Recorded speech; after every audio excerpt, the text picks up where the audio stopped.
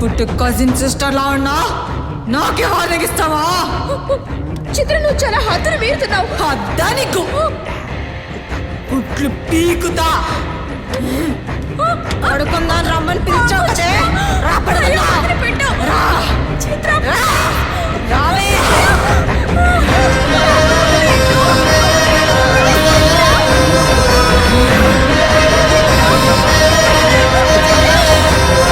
చిత్ర నువ్వేలా చేశావంటే వాళ్ళు నీకు చెప్పేస్తారు.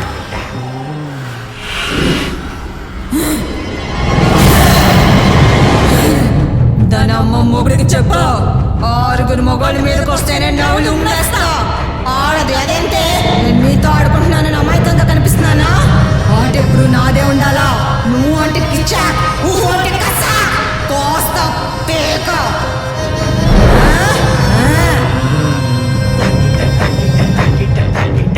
ఆ రోజు చూసాను చిత్రంలో దాగున్న రాక్షసిని. అది పిచ్చా లేక దయ్యం పట్టిందని అర్థం కాలేదు.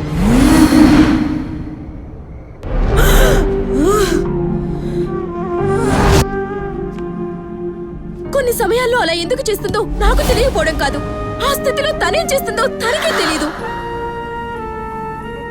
అనాథగా పెరిగిన తను ఈ విషయం మీ అందరికీ తెలిస్తే మళ్ళీ అనాథ అయిపోతుందేమో అని నేను హాస్టల్ నుంచి వెళ్లిపోయినా ఎవరో చిత్ర కోసమే అప్పుడప్పుడు హాస్టల్కి వెళ్ళేదాన్ని.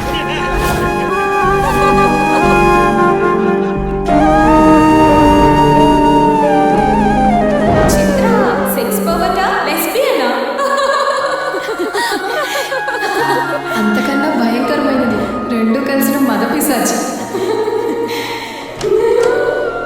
చిత్ర, ఏంటి ఈ టైంలో? నన్ను హాస్టల్ నుంచి బయటకు వెళ్ళిపోమన్నారు మ్యామ్. చిత్ర, ఒక మంచి స్టూడెంట్గా నువ్వంటే నాకు చాలా ఇష్టమమ్మా. కానీ నాకింట్లో పెళ్లిడికొచ్చిన ఆడపిల్లలున్నారు. ఐఎమ్ సో సారీ మా. చిత్ర నా పెద్ద కూతురు లాంటిది. లాంటిదేమిటి, నా పెద్ద కూతురే.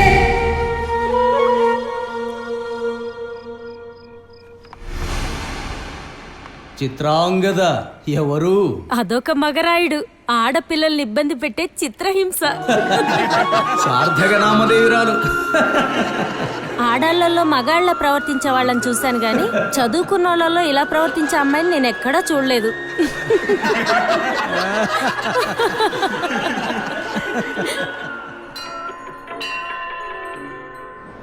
ఎక్కడికని అడిగితే చెప్పకుండా గుడికా తీసుకొచ్చారు. ఎందుకు మ్యామ్? నీ పెయిన్ ని నయం చేసే మెడిసిన్ కోసం. మెడిసిన్ కూడా దొరుకుతుందా? నువ్వు పడే బాధకి కరెక్ట్ మెడిసిన్ నిన్ను అర్థం చేసుకునే లైఫ్ పార్ట్నర్. అవును చిత్ర, నీ ఒంటరితనాన్ని బ్రేక్ చేసే తోడు నీకు ప్రశాంతతనిస్తుంది. ఆలోచిస్తే ఈ పెళ్లి నీకే కరెక్ట్ అనిపిస్తుంది. జ్యోతిష్యమ్మా, నేను ఇలాంటివన్నీ నమ్మనని మీకు తెలుసు కదా.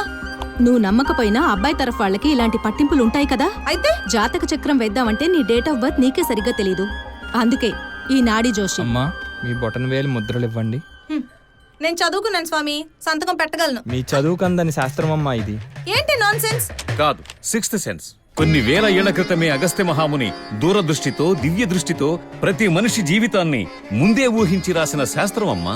మనిషి జనన మరణాల్ని, జీవన గమనాల్ని ఆశాంతం చదివి వినిపించగలిగే మరో వేదం. కేవలం బొటనవేలి రేఖలను బట్టి పేరు, ఊరు, మనిషి జీవితాన్నే కళ్ల ముందుంచే అద్భుతం. మాటల్లో పెట్టి మంచేత అన్ని చెప్పించే గారడి అని విన్నాను. నేను నా మాటలతో మిమ్మల్ని బురిడి కొట్టిస్తే నేను మేధావిని. అదే మీ జీవితం గురించి ముందుగానే మీరు తెలుసుకోగలిగితే మీరే మేధావులు. ఓం నమ శివాయ. చూద్దాం. చైతన్య స్వామి, మీ బొటనవేలి రేఖలను బట్టి మీకు సరిపోయే పత్రాలివి. ఒక్కొక్క తాళపత్రంలో ఉన్న వివరాలు చదువుతాను. అవును కాదని తెలిపే సమాధానాలు చెప్పండి. ఏ పత్రానికైతే అవును అని వస్తుందో అదే మీ పత్రం. మీరు పుట్టింది పుష్యమాసం, అంటే జనవరిలో. కాదు. మీకు పెళ్ళయింది.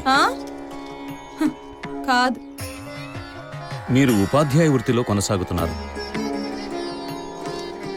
అవును. మీ వయసు 30 సంవత్సరాలు. కాదు.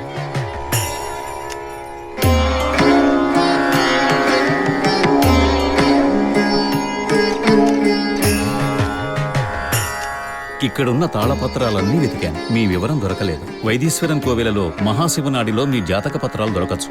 అక్కడ ప్రయత్నం చేద్దాం.